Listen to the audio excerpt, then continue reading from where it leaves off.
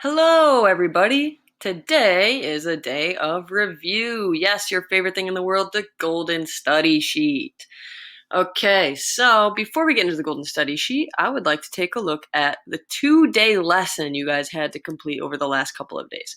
So on Tuesday and Wednesday, you guys were to complete this lesson on moving west. You only had one video and then 2 days to get it done. So hopefully you guys got it all done.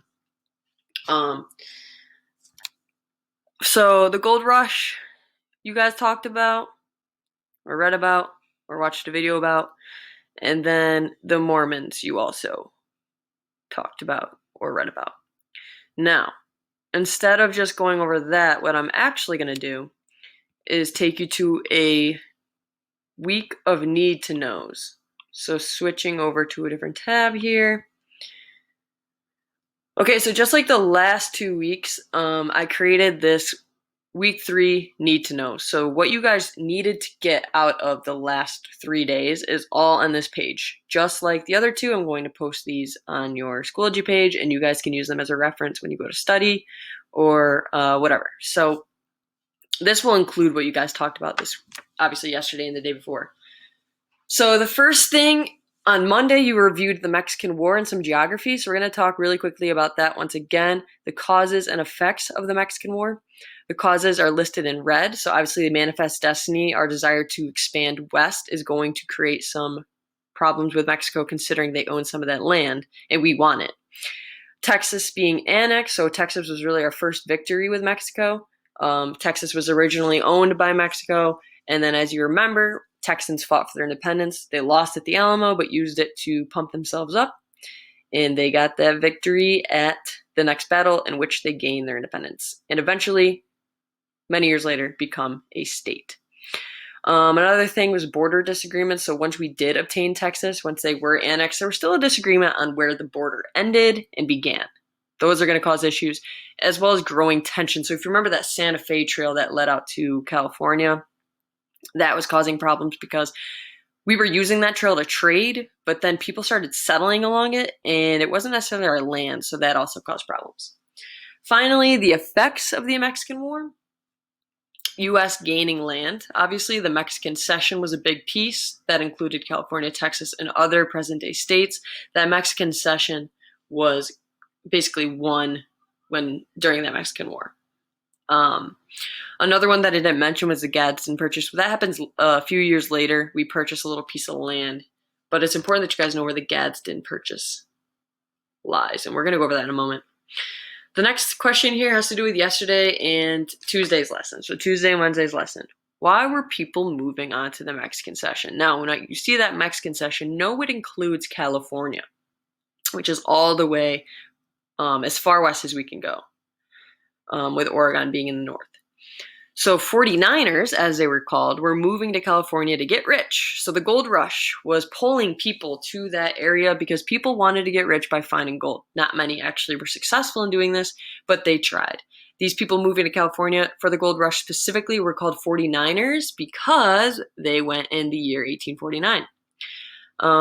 So that's one group of people moving to the west and the reason why they're moving. Another group was the Mormons. Now they were moving on to the Mexican cession kind of before it became part of the U.S. because they thought since it was a part of Mexico, they'd be able to practice their religion freely, but very quickly it becomes part of the United States. But they're moving there to escape something called religious persecution. So the religion they were practicing wasn't really accepted among many Americans. So in order for them to get away from that negativity, they moved.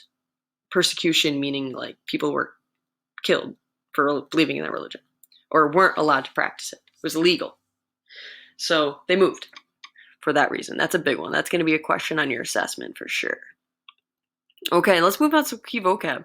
The gold rush, we already talked about this, happened in 1849. Well, really it happened for several years, but 1849 was a big year and one we want you to remember because obviously those people were nicknamed 49ers, and it's also a football team. That's not very good. If you're a Seahawks fan, you feel me on that. When people rushed to California in search of gold. Boomtown. This was when there was an increase in population, specifically speaking of this California gold rush. So a lot of people were moving at once into these little towns that weren't as big as before. So this drastic increase in population is considered a boom town. Things were booming. And then there are ghost towns. This is when people leave, or there's a major decrease in population. So these people would get to these towns.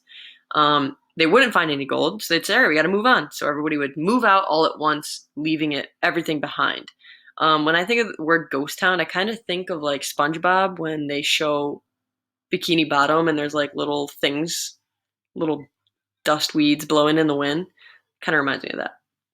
Or like a big Texas desert tumbleweed blowing in the wind. That's a ghost town. And then finally, Mormons. That's that religious group who moved west to escape religious persecution. So if you guys have any questions about those, let us know. That's what you should have gotten out of these last 3 days. And then finally, this key geography. This little map will be on your assessment. So this will be a really good studying guide for you. The letter that represents Louisiana Purchase, we should have this engraved into our brains by now. That would be C. Oregon is A. Texas, B. Texas. Mexican Cession, D. That includes California right here. And then the place where Utah, where the Mormons moved, is right in here. And then the Gadsden Purchase, that little tiny piece of land. Remember, the Gadsden Purchase, when I say tiny, because it helps you remember on this map, it's the tiniest thing on this map, and that's going to be E. Not shown, but you guys should know, Florida is right here. Okay. So those are your need to knows. Again, this is going to be posted. Let's talk about this golden study sheet. So your golden study sheet, is the last 2 pages of your packet. So you have a bunch of definitions words we want you to define. I've really defined all of these in my need to knows, my weekly need to know. So if you forget anything, just look back at those need to knows and you can find the definitions there or throughout your packet. These are some important questions you guys should be able to answer that'll help you get prepared for your assessment. If you have any questions on those, please let one of us know. Finally, this map, which you've seen a bunch of times at this point, you'll need to know these letters, what they represent. And then finally, the thing you guys love the most, the short response. Now remember, when you guys go to do this on your assessment, make sure we're writing a paragraph. This isn't just a sentence or 2-sentence thing. This is that 6-sentence at minimum thing you guys need to do. So just to give you an overview on how to attack this, your topic sentence should either be struggle is necessary for growth or struggle is not necessary for growth. Personally, I think it's easier to write struggle is necessary for growth, but obviously it is totally up to you as long as you're using evidence from the unit to support your claim. Do not start talking about specific personal struggles you've had in life. We want to see your learning in this paragraph. So if you move on down here, you're going to need 2 pieces of evidence and then 2 sentences of analysis. So your first piece of evidence and second piece of evidence should be an event or topic from the unit that supports your claim. So if you're saying struggle is necessary for growth, choose an event or topic that supports that and then put it there. Then your analysis is how that evidence you chose proves that struggle is necessary or disproves struggle is necessary. And then I went on to give you guys a specific example. So what you could say is, struggle is necessary for growth. For example, Manifest Destiny proves struggle is necessary for growth. Manifest Destiny shows that struggle is necessary growth because many people traveled for many months under poor conditions. Those were the struggles to obtain land in the West to help the nation grow. You could also pick something like the Texas Revolution. For example, the Texas Revolution showed struggle being necessary for growth. During the Texas Revolution, there was a lot of deaths, but as a result, Texas became an independent state and eventually a part of the United States. If you guys want any more examples or help with that, let me know, but I gave you some events and topics from the unit you could use down here. All right, that concludes today's lesson. You guys can go ahead and get after this golden study sheet. It is not optional. Make sure you're getting this done.